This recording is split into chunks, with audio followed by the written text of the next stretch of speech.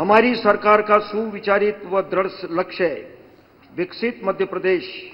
विकसित मध्य प्रदेश का आशय है कि प्रदेश में श्रेष्ठतम अधोसंरचनाओं का विस्तार हो, किसानों की आय में वृद्धि हो, जनता का जीवन खुशहाल हो, शिक्षा व स्वास्थ्य सुविधाएं अंतर्राष्ट्रीय स्तर की हो, महिलाओं में आत्म गौरव के दृढ़ भाव बने, युवाओं के लिए सकारात्मक वातावरण उपलब्ध हो, स्वच्छ जलवायु हो, सामुदायिक सौहार्द में वृद्धि हो एवं जन जीवन व जन संपदा सुरक्षित रहे। मुझे यह अवगत कराते हुए गर्व है कि इस लक्ष्य तक पहुंचने के लिए हमारी सरकार सुचिंतित रणनीति के तहत औद्योगिक विकास पर ध्यान केंद्रित करते हुए समाज के समस्त वर्गों के समावेशी विकास के लिए 4 सर्वस्पर्शी मिशनों गरीब कल्याण मिशन, युवा कल्याण मिशन, किसान कल्याण मिशन एवं नारी कल्याण मिशन के अंतर्गत कार्य कर रही है। महोदय, वित्त वर्ष 2025-26 का प्रदेश सरकार का बजट भारत के संविधान के गौरवशाली 75 वर्ष पूर्ण होने के पश्चात प्रथम बजट है। इस गरिमामय अवसर पर मैं सभी सम्मानित सदस्यों को हार्दिक बधाई देता हूं। उन सभी महान विभूतियों का स्मरण करते हुए उनके श्री चरणों में अपने श्रद्धा सुमन अर्पित करता हूं, जिन्होंने भारतवर्ष को गणतंत्र बनाने में महती योगदान दिया। हमारे गणतंत्र का मूल मंत्र है जनता का, जनता के द्वारा, जनता के लिए। गणतंत्र का यह मूल मंत्र हमारी सरकार की नीति, नियमों एवं क्रियान्वयन में पूर्णतः समाहित है। इस अवसर पर प्रदेश की सम्मानित जनता का मैं भी हार्दिक अभिनंदन करता हूं। मुझे सदन को यह अवगत कराते हुए गौरव की अनुभूति हो रही है कि हमने वित्त वर्ष 2025-26 का बजट जीरो बेस्ड बजटिंग प्रक्रिया से तैयार किया है। इस प्रक्रिया के माध्यम से बजट में प्रावधानित राशि सही योजना में, सही आकार में एवं सही परिणाम प्राप्त करने में सार्थक रहेगी। आगामी वर्षों में इस प्रक्रिया से बजट को और अधिक सार्थक, संतुलित व सरल बनाने के प्रयास रहेंगे। यही जुनून, यही एक ख्वाब मेरा है, वहां चिराग जला दूं जहां अंधेरा है।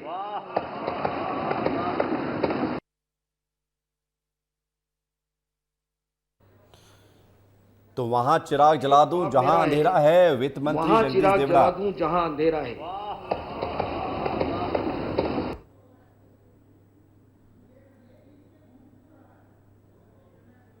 तो वित्त मंत्री जगदीश देवड़ा बजट पेश कर रहे हैं और उनके बजट में जो उन्होंने शुरुआत में बात कही, विकसित मध्य प्रदेश, विकसित भारत को बनाने के लिए विकसित मध्य प्रदेश की फरमाइशें हैं, संकल्प कर सके हम सभी पूरी, ये हमारी कोशिशें हैं।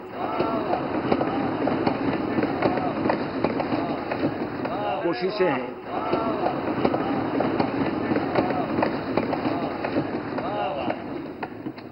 अंतर्राष्ट्रीय आर्थिक घटनाक्रमों का प्रभाव राष्ट्रीय स्तर पर पड़ना स्वाभाविक है। देश का सौभाग्य है कि देश को सक्षम, समर्थ एवं सबल राजनीतिक एवं आर्थिक सूझबूझ का नेतृत्व प्राप्त है। माननीय प्रधानमंत्री श्री नरेंद्र मोदी जी की दूरदर्शिता एवं संकल्पों के परिणाम स्वरूप भारत की अर्थव्यवस्था में निरंतर वृद्धि हो रही है।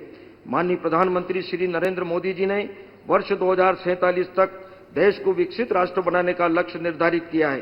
प्रदेश के ऊर्जावान मुख्यमंत्री डॉक्टर मोहन यादव जी के कुशल नेतृत्व में हमारी सरकार ने भी प्रदेश के लिए विकसित मध्य प्रदेश 2047 का विजन डॉक्यूमेंट तैयार किया है। हमारा लक्ष्य है वर्ष 2047 तक राज्य के सकल घरेलू उत्पाद को बढ़ाकर $2 ट्रिलियन अर्थात रुपये 250 लाख करोड़ तक पहुंचाना। इसी तरह प्रति व्यक्ति वार्षिक आय रुपये 1,42,000 को रुपये 22,35,000 तक पहुंचाने का हमारा लक्ष्य है। मुझे यह अवगत कराते हुए प्रसन्नता है कि वर्ष 2025-26 के लिए प्रस्तुत किए जा रहे बजट के आकार में वर्ष 2024-25 के बजट की तुलना में 15% से अधिक वृद्धि प्रस्तावित है। राज्य का सकल घरेलू उत्पाद, प्रदेश में आर्थिक गतिविधियों में निरंतर वृद्धि से प्रदेश के सकल घरेलू उत्पाद की वृद्धि दर राष्ट्रीय औसत से अधिक रहती आ रही है। वर्ष 2003-04 में राज्य का सकल घरेलू उत्पाद 1,01,027 करोड़ था, जो वर्ष 2025-26 में रुपये 16,94,477 करोड़ अनुमानित है। अर्थात पिछले 22 वर्षों में लगभग 17 गुना की वृद्धि दृष्टिगत हुई है। हाल ही में प्रदेश में 16वें वित्त आयोग का प्रवास हुआ था, जिसमें प्रदेश की ओर से केंद्रीय करों में अधिक हिस्सेदारी तथा राजकोषीय प्रबंधन विषयक बिंदुओं पर अपना पक्ष मजबूती से रखते हुए ज्ञापन प्रस्तुत किया गया। 16वें वित्त आयोग की अनुशंसाओं के आधार पर वर्ष 2026-27 से आगामी 5 वर्षों के लिए राज्य को केंद्र से प्राप्त होने वाली राशि का विनिश्चय होगा। राज्यों में बेहतर राजकोषीय प्रबंधन के लिए पूर्ववर्ती केंद्रीय वित्त आयोगों तथा national council of applied economic research द्वारा फिस्कल काउंसिल के गठन की अनुशंसा की गई है। हमारी सरकार national council of applied economic research के सहयोग से ग्रोथ एवं फिस्कल काउंसिल का गठन कर प्रख्यात विषय विशेषज्ञों से वित्तीय अनुशासन, राजकोषीय प्रबंधन, संसाधनों के प्रभावी उपयोग तथा आर्थिक और सतत विकास को सुनिश्चित करने के लिए सलाह ले सकेगी। प्रदेश में निवेश तथा औद्योगिकरण। हमारी सरकार ने वर्ष 2025-26 को उद्योग और रोजगार वर्ष के रूप में मनाने का निर्णय लिया है। हमारी सरकार प्रदेश के बहुमुखी विकास के लिए उपलब्ध संसाधनों का इष्टतम निवेश,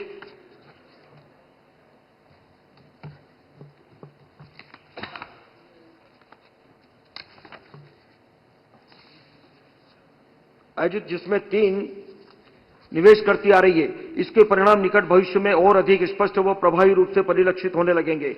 हमारे प्रदेश की अर्थव्यवस्था कृषि आधारित है एवं विगत वर्षों में कृषि क्षेत्र की विकास दर राष्ट्रीय औसत से अधिक रही है।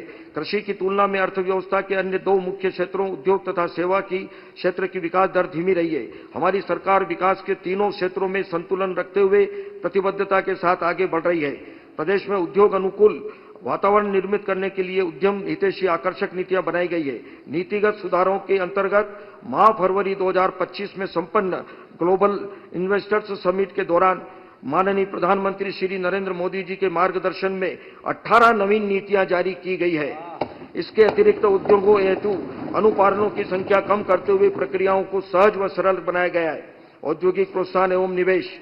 हमारी सरकार ने प्रदेश के सभी क्षेत्रों में औद्योगिक विकास के संतुलन के लिए गत 1 वर्ष में प्रदेश में संभाग स्तर पर रीजनल इंडस्ट्री कॉन्क्लेव के सफल आयोजन किए हैं। माह फरवरी 2025 की ग्लोबल इन्वेस्टर्स समिट में 79 MOU हस्ताक्षरित हुए तथा रुपये 26,61,000 करोड़ के निवेश प्रस्ताव प्राप्त हुए हैं, जिनके फलीभूत होने से 21 लाख से अधिक नवीन रोजगार सृजन संभावित है। इन निवेश प्रस्तावों के फॉलो अप के लिए भी विस्तृत कार्य योजना बनाई गई है। इंस्टीट्यूशन मध्य प्रदेश निवेश ड्राइव के माध्यम से अंतर्राष्ट्रीय और राष्ट्रीय कार्यक्रम आयोजित किए हैं, जिनमें 3,74,834 करोड़ रुपये के निवेश प्रस्ताव प्राप्त हुए हैं। प्रदेश में पूर्व से स्थापित औद्योगिक क्षेत्र के अतिरिक्त 14,500 एकड़ भूमि पर 39 नए औद्योगिक क्षेत्रों को विकसित किया जा रहा है। इसके परिणाम स्वरूप 3 लाख से अधिक रोजगारों का सृजन संभावित है। भारत की टॉप कंपनियों से जुड़ने का मौका। 282 को सफलतापूर्वक लागू कर प्रदेश ईज ऑफ डूइंग बिजनेस में शीर्षस्थ है। GIS आधारित भूमि आवंटन प्रणाली से उद्योगों को भूमि आवंटन प्रक्रिया अधिक पारदर्शी हुई है तथा आवंटन की समय अवधि भी 59 दिन से घटाकर 29 दिन रह गई है। अब तक 1,880 से अधिक भूखंड इस प्रणाली के माध्यम से आवंटित किए गए हैं। प्रदेश के प्रत्येक जिले में के परंपरागत कौशल को पहचान तथा अंतर्राष्ट्रीय स्तर पर व्यावसायिक स्वरूप दिया जाना हमारी सरकार की प्रतिबद्धता है, जिसका प्रमाण एक जिला एक उत्पाद है। इनमें प्रमुख है अशोकनगर जिले का चंदेरी हैंडलूम, धार का बाग प्रिंट, बालाघाट का चिनोर चावल, रतलाम का रतलामी नमकीन एवं सीहोर के लकड़ी के खिलौने। यह गर्व का विषय है कि हमारे प्रदेश के 19 उत्पादों जैसे चंदेरी, महेश्वर और वारा सिवनी साड़ी, बटीक एवं बाग प्रिंट, रतलामी सेव, मुरैना गजक, शरबती गेहूं, गोंड चित्रकला को भौगोलिक संकेतक GI टैग प्राप्त है। हमारी सरकार Tier 2 शहरों में ग्लोबल कैपेबिलिटी सेंटर GCC को प्रोत्साहित कर रही है। Animation, visual effect, comics, semi conductor निर्माण इकाइयों तथा ड्रोन प्रौद्योगिकी के विस्तार के लिए नवीन नीतियां तैयार की गई है। मुख्यमंत्री उद्यम क्रांति योजना के अंतर्गत इस वर्ष 5,675 लाभार्थियों को लगभग रुपये 378 करोड़ का ऋण प्रदान किया गया। हमारी सरकार ने स्टार्टअप नीति 2025 लागू की है, जिसके अंतर्गत 10,000 स्टार्टअप स्थापित होने की संभावना है। उद्योगों की स्थापना एवं विस्तार के लिए विभिन्न प्रोत्साहन नीतियों के अंतर्गत इंसेंटिव दिए जाने का प्रावधान है, जिसका सकारात्मक प्रभाव रोजगार सृजन तथा राज्य के सकल घरेलू उत्पाद पर पड़ता है। आगामी 5 वर्षों में उद्योगों को लगभग 30,000 करोड़ के इंसेंटिव दिए जाना संभावित है। इस वर्ष उद्योगों को दिए जाने वाले इंसेंटिव हेतु रुपये 3,250 करोड़ का प्रावधान प्रस्तावित है, जो गत वर्ष से रुपये 551 करोड़ अधिक है। प्रदेश के बुनकरों एवं शिल्पियों को प्राचीन उत्कृष्ट बुनाई कला की सुप्रसिद्ध परंपरा को संरक्षित एवं समृद्ध करने, बुनकरों एवं शिल्पियों को सतत रोजगार उपलब्ध कराने, नए लोगों को हथकरघा एवं हस्तशिल्प उद्योग से जोड़ने तथा उनके सामाजिक एवं आर्थिक उत्थान का कार्य किया जा रहा है। गरीब कल्याण, माननीय मुख्यमंत्री डॉक्टर मोहन यादव जी के ऊर्जामय नेतृत्व में हमारी सरकार का 1 वर्ष पूरा होने पर दिनांक 17 दिसंबर 2024 से 26 दिसंबर 2024 की अवधि में जन कल्याण पर्व के रूप में संपूर्ण प्रदेश में मनाया गया। हमारी सरकार काम लगातार, फैसले असरदार की प्रबल इच्छा शक्ति के साथ प्रदेश के विकास में अपना सर्वश्रेष्ठ देने का प्रयास कर रही है। महोदय, हम प्रदेश के अंतिम व्यक्ति तक विकास व कल्याणकारी योजनाओं को पहुंचाने के सतत प्रयास करते आ रही हैं। संभव है कि ये प्रयास पूर्व में स्वाति बूंद की तरह रहे हों, परंतु हमारी सरकार में वही बूंद अब समुद्र का आकार ले चुकी है। सुशासन की दिशा में कदम बढ़ाते हुए हमारी सरकार ने निर्णय लिया कि माननीय मुख्यमंत्री जी की अध्यक्षता में प्रत्येक जिले में जिला विकास सलाहकार समिति का गठन किया जाएगा। समिति में जिले के प्रभारी मंत्री, उपाध्यक्ष तथा समाज के विभिन्न अंगों एवं संस्थाओं के प्रतिनिधि सदस्य होंगे। यह समिति जिले की विकास योजना का रोड मैप तैयार करने तथा दिशा दर्शन का कार्य करेगी। हमारा प्रदेश जनजाति बहुल प्रदेश है, इसलिए हमारी सरकार का सतत प्रयास है कि जनजाति समुदाय अपनी भाषा, साहित्य, संस्कृति, उत्सव एवं परंपराओं को संरक्षित रखते हुए प्रदेश की विकास यात्रा में महत्वपूर्ण भागीदार बने। हमारी सरकार जनजाति वर्ग के प्रतिभावान विद्यार्थियों के भविष्य को और भी बेहतर बनाने हेतु संकल्पित है। इस उद्देश्य से विद्यार्थियों को महत्वपूर्ण प्रतियोगी परीक्षाओं हेतु श्रेष्ठ कोचिंग सुविधा उपलब्ध कराई जा रही है। आकांक्षा योजना के अंतर्गत वर्ष 2025-26 में रुपये 20 करोड़ 52 लाख का प्रावधान प्रस्तावित है। जनजाति वर्ग के विद्यार्थियों के लिए प्रदेश में लगभग 23,000 प्राथमिक शालाएं, 6,800 माध्यमिक शालाएं, 1,100 हाई स्कूल, 900 उच्चतर माध्यमिक विद्यालय, 1,078 आश्रम, 1,032 सीनियर छात्रावास, 210 उत्कृष्ट सीनियर छात्रावास, 197 जूनियर छात्रावास, 154 महाविद्यालय छात्रावास, 63 एकलव्य आदर्श आवासीय विद्यालय, 81 कन्या शिक्षा परिसर एवं 8 आदर्श आवासीय विद्यालय संचालित हैं। छात्रावासों में 1,50,000 से अधिक विद्यार्थी निवासरत हैं। इसके अतिरिक्त आवास भत्ता योजना अंतर्गत रुपये 1,000 से 2,000 प्रति माह की दर से छात्रों को आवास भत्ता दिया जाता है। इस योजना में 1 लाख से अधिक विद्यार्थियों को लाभान्वित किया गया है। जनजाति वर्ग के लगभग 1,92,000 विद्यार्थियों को पोस्ट मैट्रिक छात्रवृत्ति योजना अंतर्गत वर्ष 2024-25 में अब तक रुपये 348 करोड़ का भुगतान किया गया है। जनजाति क्षेत्र के विद्यालयों हेतु उच्च माध्यमिक शिक्षक तथा प्राथमिक शिक्षक संवर्ग में 16,475 पदों पर भर्ती की गई है। जनजाति वर्ग के विद्यार्थियों को विदेश अध्ययन छात्रवृत्ति योजना अंतर्गत 50 विद्यार्थियों को लाभान्वित करने का लक्ष्य है। विशेष पिछड़ी जनजाति वर्ग के बेगा, भारिया एवं सहरिया परिवारों को कुपोषण से मुक्ति दिलाए जाने हेतु आहार अनुदान योजना में परिवार की महिला मुखिया के बैंक खाते में प्रतिमाह रुपये 1,500 दिए जा रहे हैं, जिससे 2,20,000 से अधिक महिलाएं लाभान्वित हो रही है। विशेष पिछड़ी जनजाति बहुल क्षेत्रों में सर्वांगीण विकास सुनिश्चित करने के उद्देश्य से प्रधानमंत्री जनजाति आदिवासी न्याय महाअभियान पीएम जनमन योजना अंतर्गत 53,000 से अधिक आवास निर्मित हो चुके हैं। इस योजना के अंतर्गत विशेष पिछड़ी जनजाति समुदाय के बच्चों की गुणवत्ता युक्त शिक्षा के लिए 22 नवीन छात्रावास शीघ्र प्रारंभ होंगे। इस योजना के क्रियान्वयन में 11 लाख से अधिक हितग्राहियों को लाभान्वित कर हमारा प्रदेश अग्रणी प्रदेशों की पंक्ति में है। जनजाति बहुल क्षेत्र के समग्र विकास के लिए धरती आबा जनजाति ग्राम उत्कर्ष अभियान को प्रदेश में लागू करने का निर्णय लिया गया। इस अभियान के तहत प्रदेश के 267 विकास खंडों के 377 गांवों का कायाकल्प किया जाएगा एवं लगभग 19 लाख जनजातीय परिवारों सहित 94 लाख प्रदेशवासी लाभान्वित होंगे। इस हेतु वर्ष 2025-26 के लिए रुपये 200 करोड़ का बजट प्रावधान प्रस्तावित है।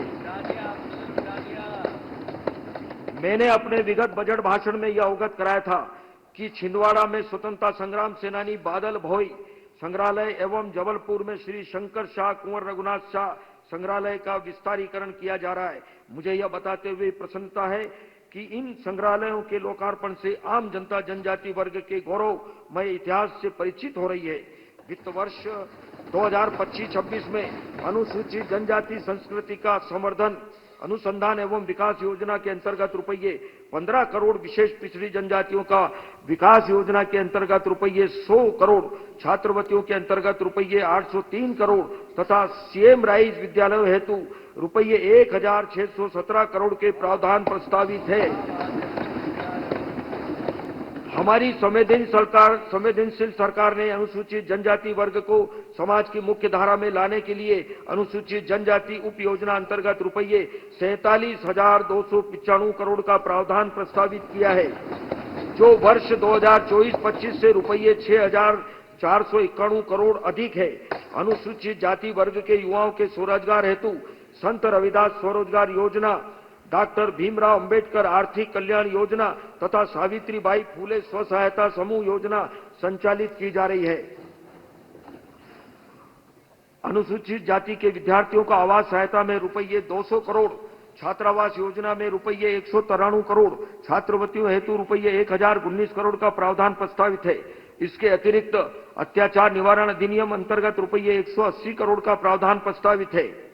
हमारी संवेदनशील सरकार ने अनुसूचित जाति के वर्ग विकास के लिए अनुसूचित जाति उपयोजना अंतर्गत रुपये 32,633 करोड़ का प्रावधान प्रस्तावित किया है, जो वर्ष 2024-25 से रुपये 4,733 करोड़ अधिक है।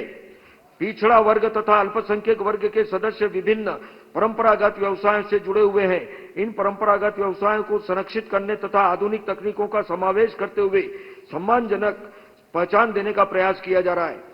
प्रदेश के पिछड़ा वर्ग एवं अल्पसंख्यक वर्ग के युवाओं के शैक्षिक विकास के लिए वर्तमान उपलब्ध छात्रावासों को मेस तथा इंटरनेट जैसी सुविधाओं से सुसज्जित किया जा रहा है। इसके अतिरिक्त छात्रवृत्ति, विदेशों में उच्च शिक्षा हेतु छात्रवृत्ति, शैक्षणिक सामग्री तथा परिवहन भत्ता की सुविधाएं उपलब्ध कराई जा रही है। पिछड़ा वर्ग एवं अल्पसंख्यक कल्याण, विमुक्त घुमक्कड़ एवं अर्ध घुमक्कड़ वर्ग के लिए वर्ष 2025-26 हेतु रुपये 1,786 करोड़ का प्रावधान प्रस्तावित है। सामाजिक एवं आर्थिक कारणों से गरिमापूर्ण जीवन यापन में असमर्थ वर्ग को हर संभव सहायता उपलब्ध कराने में हमारी संवेदनशील सरकार संकल्पित है। विभिन्न सामाजिक सुरक्षा पेंशन योजनाओं यथा राष्ट्रीय वृद्धावस्था पेंशन योजना, राष्ट्रीय विधवा पेंशन योजना, राष्ट्रीय निःशक्त पेंशन योजना आदि के माध्यम से प्रतिमाह 55,60,000 से अधिक हितग्राहियों को सहायता प्रदान की जा रही है। इस बजट में सामाजिक पेंशनों के लिए रुपये 4,066 करोड़ का प्रावधान प्रस्तावित है। प्रधानमंत्री गरीब कल्याण योजना के अंतर्गत 1,33,00,000 परिवारों को निःशुल्क खाद्यान्न वितरण किया जा रहा है। योजना अंतर्गत 32,47,304 मैट्रिक टन खाद्यान्न वितरण किया गया है। घरेलू उपभोक्ताओं को विद्युत बिलों में लगभग रुपये 5,730 करोड़ की राहत से लगभग 1,08,00,000 उपभोक्ता लाभान्वित हो रहे हैं। वर्ष 2025-26 हेतु इस योजना में रुपये 7,132 करोड़ का प्रावधान प्रस्तावित है। आजीवन के संसाधनों के सुदृढ़ीकरण से परिवार अधिक आय प्राप्त कर सके, इस उद्देश्य से मुख्यमंत्री समृद्ध परिवार योजना प्रारंभ की जा रही है। योजना अंतर्गत गरीबी रेखा के नीचे जीवन यापन कर रहे परिवारों को 1-2 योजनाओं के स्थान पर उनकी पात्रता अनुसार योजनाओं का पैकेज प्रदान किया जाएगा। प्रदेश के नागरिकों को बीमा योजनाओं के लाभ सरलता से उपलब्ध हो सके, इस हेतु राज्य स्तरीय बैंकर्स समिति की तर्ज पर राज्य स्तरीय बीमा समिति का गठन किया जाएगा। शासन की सर्वस्पर्शी तथा महत्वाकांक्षी योजनाओं तथा लाडली बहना के हितग्राहियों को केंद्र शासन की प्रधानमंत्री जीवन ज्योति बीमा योजना, प्रधानमंत्री जीवन सुरक्षा बीमा योजना तथा अटल पेंशन योजना से जोड़ने का प्रयास किया जाएगा ताकि इन हितग्राहियों को बीमा तथा पेंशन के लाभ भी प्राप्त हो सके। हमारी सरकार विभिन्न कल्याणकारी योजनाओं के माध्यम से संगठित व असंगठित क्षेत्र के श्रमिकों के उत्थान के लिए प्रतिबद्धता के साथ निरंतर कार्य कर रही है। प्रसूति शिक्षा, चिकित्सा, विवाह, अंत्येष्टि सहायता एवं अनुग्रह सहायता आदि के अंतर्गत लगभग 49,39,000 श्रमिक हितग्राहियों को रुपये 3,917 करोड़ के हित लाभ प्रदान किए गए हैं। असंगठित श्रमिकों के हित संवर्धन के लिए लागू की गई मुख्यमंत्री जन कल्याण संबल योजना अंतर्गत 1,74,00,000 से अधिक श्रमिक पंजीकृत हैं।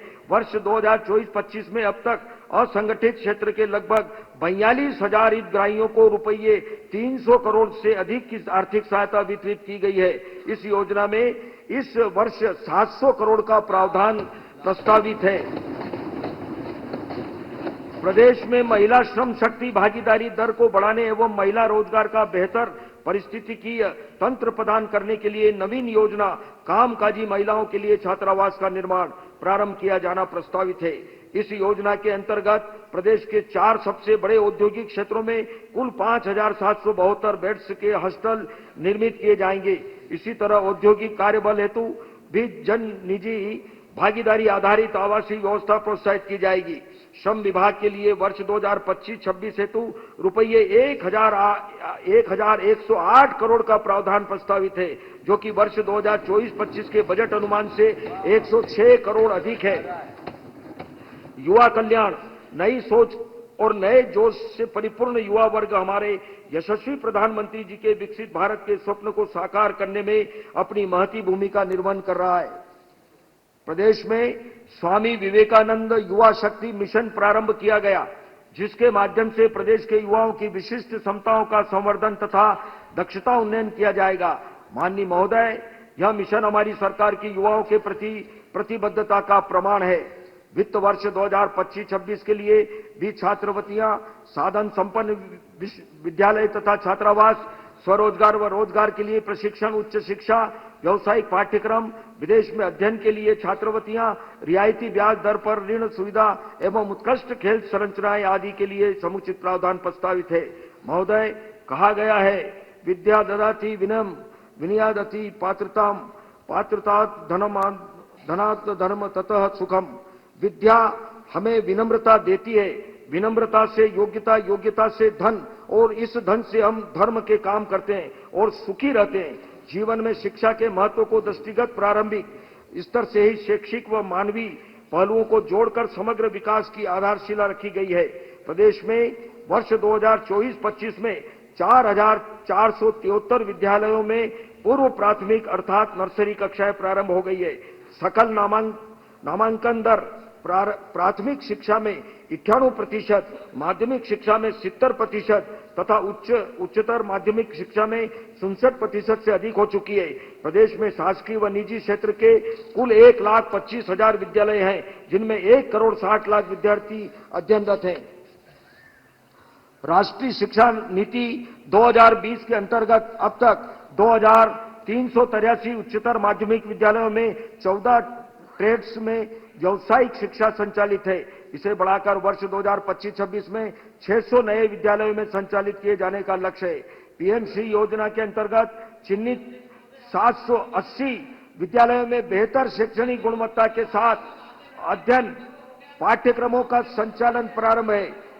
प्रदेश में गुणवत्ता महिलाओं को रोजगार मिलना चाहिए, उसकी 40% संख्या कम हो गई है। 15 लाख मध्याह्न भोजन युवाओं का वर्ष 2022-23 से लागू इस योजना में अब तक 275 विद्यालय प्रारंभ हो चुके हैं तथा वर्ष 2025-26 तक इन विद्यालयों में परिवहन सुविधा भी प्रारंभ कर दी जाएगी। रिकॉर्ड में नहीं आएगा कुछ भी।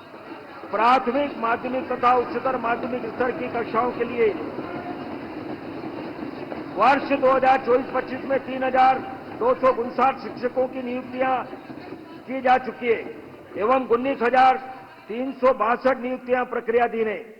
स्कूल शिक्षा में समग्र शिक्षा अभियान, एक शाला एक परिसर, सीएम राइस विद्यालय आरटीआई अंतर्गत निजी विद्यालयों को शिक्षण शुल्क की प्रतिपूर्ति छात्र छात्राओं को प्रदान की जाने वाली निःशुल्क गणवेश, पुस्तकें, साइकिल, लैपटॉप, स्कूटी प्रदाय आदि योजनाओं से प्रदेश में शिक्षा की सर्वव्यापकता बढ़ी है।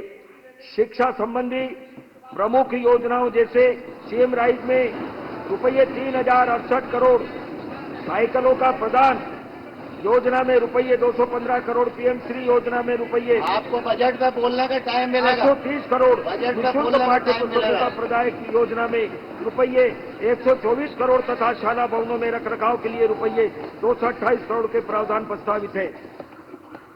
उच्च शिक्षा क्षेत्र विशेष में विशेषज्ञता प्राप्त करने का मार्ग प्रशस्त करती है। उच्च शिक्षा के क्षेत्र में भी व्यापक विस्तार हुआ।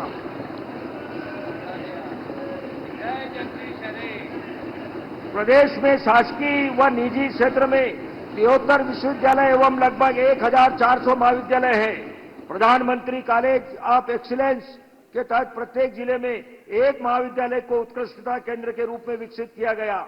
इन कॉलेजों में बहुसंकायी पाठ्यक्रमों में नवीनतम विषयों जैसे बायोटेक्नोलॉजी और आर्टिफिशियल इंटेलिजेंस की शुरुआत राज्य सरकार के दूरदर्शी दृष्टिकोण को प्रदर्शित करती है।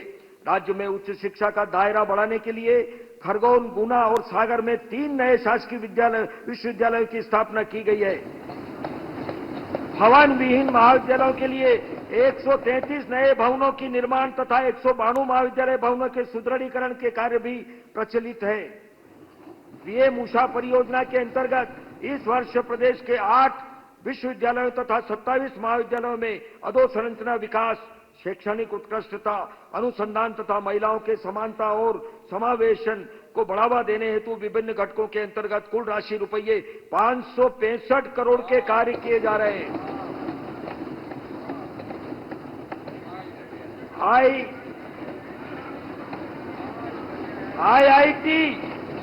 आईआईटी इंदौर, आईआईटी जोधपुर एवं आईआईटी दिल्ली के साथ किए गए एमओयू के माध्यम से इंजीनियरिंग के विद्यार्थी हेतु प्रयोगशालाओं का विजिट, लर्निंग रिसोर्स सेंटर्स के उपयोग, निःशुल्क इंटर्नशिप तथा आर्टिफिशियल इंटेलिजेंस जैसी आधुनिक तकनीकों के क्षेत्र में ज्ञानार्जन के अवसर उपलब्ध हुए हैं।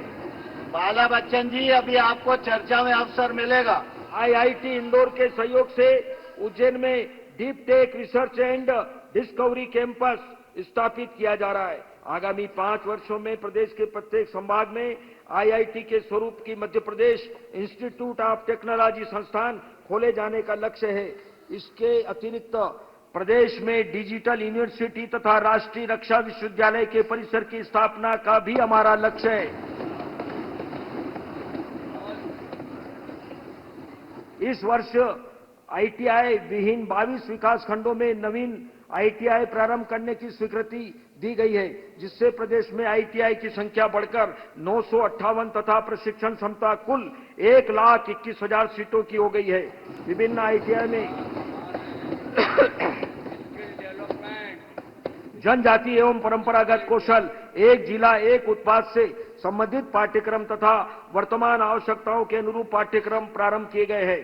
शासकीय आईटीआई देवास, छिंदवाड़ा एवं धार में ग्रीन स्किलिंग की संबंधित पाठ्यक्रम जैसे सोलर टेक्नीशियन एवं इलेक्ट्रिक व्हीकल मैकेनिक प्रारंभ किए गए हैं।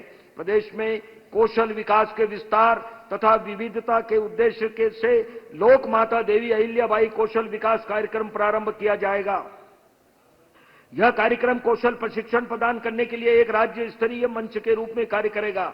खेल ऐसा माध्यम है जो युवाओं में अनुशासन, टीम भावना तथा साहस जैसे सद्गुणों का विकास कर उन्हें एक संकल्पवान व सफल जीवन प्रदान करता है। हमारी सरकार ने प्रदेश के शहरों के साथ साथ सुदूर ग्रामीण क्षेत्रों की छुपी प्रतिभाओं को सामने लाकर उन्हें राष्ट्रीय व अंतर्राष्ट्रीय स्तर पर अपनी सर्वश्रेष्ठ प्रदर्शित करने का अवसर दिया है। खेलो इंडिया योजना के तहत उभरती प्रतिभाओं को निखारने के लिए प्रदेश के जिला मुख्यालयों पर खेलो इंडिया स्मॉल सेंटर स्थापित किए गए हैं। वर्तमान में प्रदेश में 11 खेल अकादमियों में 18 खेलों के अंतर्राष्ट्रीय स्तर की अधोसंरचना, उपकरण व प्रशिक्षण की सुविधाएं उपलब्ध है। प्रदेश में वर्तमान में 18 अंतर्राष्ट्रीय hockey turf, 7 synthetic athletics track एवं 114 खेल स्टेडियम के अतिरिक्त 9 अंतर्राष्ट्रीय hockey turf, 5 synthetic athletic track तथा 56 खेल स्टेडियम शीघ्र ही उपलब्ध होंगे। खेलों को बढ़ावा देने के उद्देश्य से सीएम युवा शक्ति योजना के अंतर्गत सभी विधानसभा क्षेत्रों में कम से कम एक सर्व सुलभ एवं सर्व सुविधा संपन्न स्टेडियम सुनिश्चित किया जाएगा।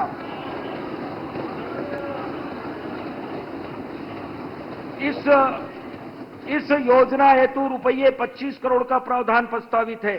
नवीन योजना परंपरागत खेलों को प्रोत्साहन अंतर्गत प्रदेश के परंपरागत खेल तथा यथा कबड्डी, खो खो, गिल्ली डंडा, शतरंज, कुश्ती, तीरंदाजी, गदा, पिट्ठू, कंचे आदि की प्रतियोगिताओं का आयोजन समस्त विकास खंडों में भारत सरकार एवं एनआईएस पटियाला के तत्वाधान में किया जाएगा। कृषक कल्याण महोदय, कृषि अर्थव्यवस्था का एक ऐसा क्षेत्र है जिसके माध्यम से जनता को खाद्य सुरक्षा, ग्रामीण अर्थव्यवस्था को मजबूती एवं किसानों को आर्थिक आत्मनिर्भरता प्राप्त होती है। पिछला वर्ष अंतर्राष्ट्रीय मिलेट वर्ष के रूप में मनाया गया था। हमारी सरकार ने इसे आगे बढ़ाते हुए मध्य प्रदेश राज्य मिलेट मिशन के माध्यम से श्री अन्न के उत्पादन को बढ़ावा देने के लिए रानी दुर्गावती श्री अन्न प्रोत्साहन योजना लागू की है। मध्य प्रदेश सरकार कृषकों की आय में वृद्धि करने हेतु कृत संकल्पित है। वर्तमान में प्रधानमंत्री किसान सम्मान निधि के अंतर्गत किसान परिवारों को 6,000 प्रतिवर्ष की आर्थिक सहायता प्रदान की जा रही है। इसके अतिरिक्त हमारी सरकार द्वारा भी कृषकों को राशि रुपये 6,000 प्रतिवर्ष का लाभ दिया जा रहा है। मुख्यमंत्री किसान योजना में इस वर्ष रुपये 5,220 करोड़ का प्रावधान प्रस्तावित है। नवीन योजना मुख्यमंत्री कृषक उन्नति योजना के अंतर्गत परंपरागत रूप से 1 या 2 फसलें ले रहे हैं। किसानों को फसल विविधीकरण में पारिस्थितिकी संतुलन हेतु सहायक फसलें लेने पर राज्य सरकार द्वारा विशेष प्रोत्साहन राशि दी जाएगी।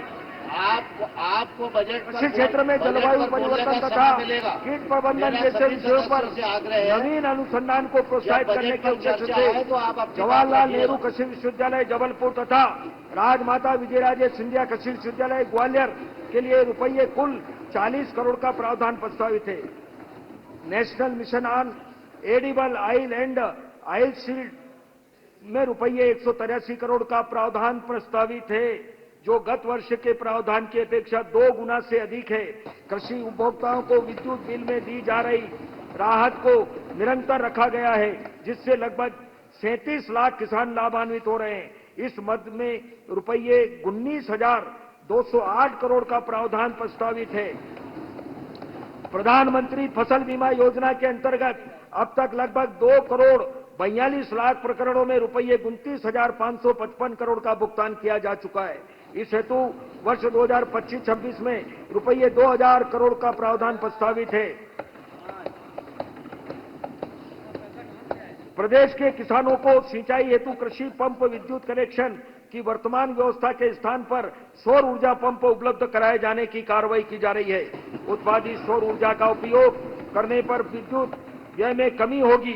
साथ ही अतिशय सौर ऊर्जा को ग्रिड में स्थानांतरित करने से किसान अन्नदाता के साथ ऊर्जादाता भी बनेंगे। इस हेतु नवीन योजना प्रधानमंत्री कृषक मित्र सूर्य योजना प्रारंभ की गई है, जिसमें वर्ष 2025-26 में रुपये 447 करोड़ का प्रावधान प्रस्तावित है।